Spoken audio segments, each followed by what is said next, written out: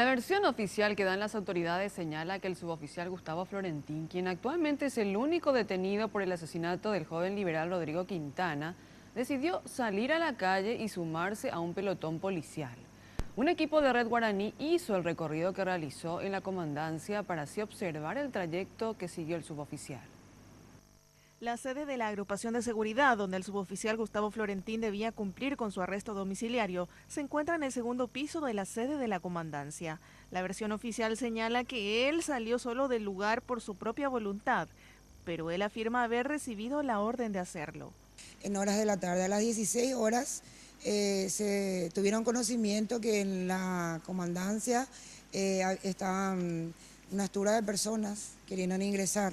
Entonces él recibe la orden de presentarse en la armería a los efectos de retirar las indumentarias. ¿Y quién le da la orden? La orden le da el oficial primero, que es el ayudante del jefe de agrupación, el comisario principal Melgarejo. Para salir, debió recorrer alrededor de 25 metros por un pasillo que pasa por la Dirección de Apoyo Táctico, la jefatura de la agrupación de seguridad, y seguir por el patio interior hasta la oficina de guardia, donde fueron captadas las imágenes divulgadas por el Ministerio del Interior.